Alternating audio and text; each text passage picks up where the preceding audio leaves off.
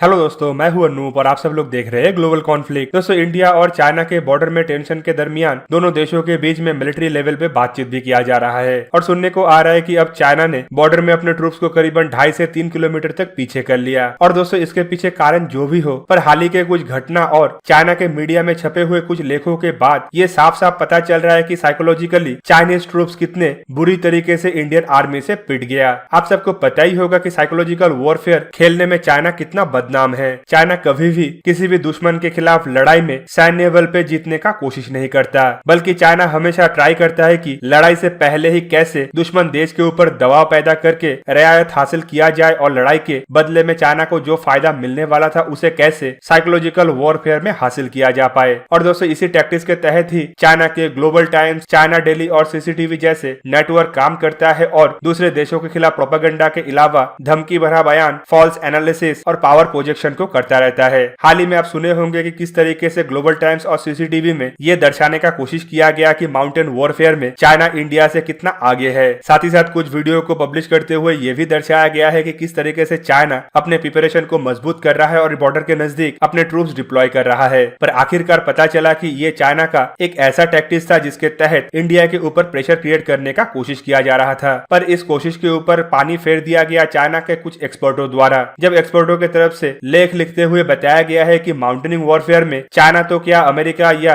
Russia जैसे देश के पास भी इंडिया के जैसे ना ही ताकत है और ना ही एक्सपीरियंस है। चाइना के मॉडर्न वेपनरी मैगजीन के सीनियर एडिटर द्वारा हाल ही में एक लेख में बताया गया कि दुनिया के सबसे बेहतरीन, मजबूत और एक्सपीरियंस वाले माउंटेन वॉरफेयर वाला आर्मी अमेरिका या यूरोप के देश के पास नहीं, बल्कि ये इंडिया के पास है। दोस्तों, ये मैगजीन कोई आम मैगजीन नहीं, बल्कि चाइना के एक comprehensive military and defence journal है और ये चाइना के state own China north industry group corporation limited के साथ जुड़ा हुआ है, जो चाइना के लिए फाइटर एयरक्राफ्ट और अन्य इक्विपमेंटों को भी बनाता है। इवन इस मैगजीन के साथ जुड़े हुए कुछ ऑर्गेनाइजेशन तो शी जिनपिंग के dream project belt and road initiative के साथ भी जुड़ा हुआ है। मतलब ये कोई साधारण ऐरा गैरा जर्नल नहीं है जहाँ पे इंडिया के पक्ष में बयान छपा गया हो। ये एक चाइना का स्टेट ओन मतलब गवर्नमेंट ऑर्गेनाइजेशन के बहुत ही क्लोज और महत्वपूर्ण अंग है। इस मैगजीन के राइटर के तरफ से अपने लेख में यह भी बताया गया है कि इंडिया के पास करीबन 2 लाख ऐसे ट्रूप्स है जो माउंटेन एरिया में आसानी से लड़ाई लड़ सकता है और ये दुनिया के सबसे अधिक नंबर पे है। इंडिया द्वारा करीबन 1970s में पहाड़ी क्षेत्र में लड़ाई लड़ने के लिए ऐसे ग्रुपों का निर्माण करना शुरू किया गया था, जबकि 80s के दशक में इंडिया द्वारा सियाचिन ग्लेशियर में जिस तरीके से जीत हासिल किया गया, इससे ये साबित करता है कि इंडिया तब ही पहाड़ी क्षेत्र में लड़ाई लड़ने में काफी एक्सपर्ट बन चुका था। जबकि उसके बाद इंडिया द्वारा जिस तरीके से अपने अभ्यास और ट्रेनिंग को मजबूत किया गया, वो भी एक महत्वपूर्ण विषय था और उसी कारण से भारत आज दुनिया के सबसे बेहतरीन माउंटेन ट्रूप रखने वाला देश है। इंडिया द्वारा अपने ट्रूप्स को हर तरीके का पहाड़ी रीजन, चाहे वो 5000 मीटर हो या फिर उससे अधिक ऊंचाई का एरिया हो, हर जगह में ट्रेन किया जाता है। और जिस तरीके से बारीकी से स्टेप बाय स्टेप ट्रेन किया जाता है, इससे इंडियन आर्मी का क्षमता और एक्सपीरियंस भी काफी ज्यादा बढ़ जाता है। दोस्तों, उनके तरफ से तो इंडिया द्वारा इस्तेमाल किए जाने वाले हथियारों का भी प्रशंसा करते हुए बताया गया है कि चाइना के मुकाबले में भारत के पास पहाड़ी क्षेत्र में लड़ने वाला हथियारों का क्षमता काफी गुना है। चाइना जहां पे हाल ही में कुछ ऐसे हथियारों का डेवलपमेंट कर रहा है, वहीं पे भारत द्वारा कारगिल के लड़ाई के समय में ही इस तरीके का हथियारों का इस्तेमाल करके जीत हासिल किया जा चुका है। उनके लेख में भारत का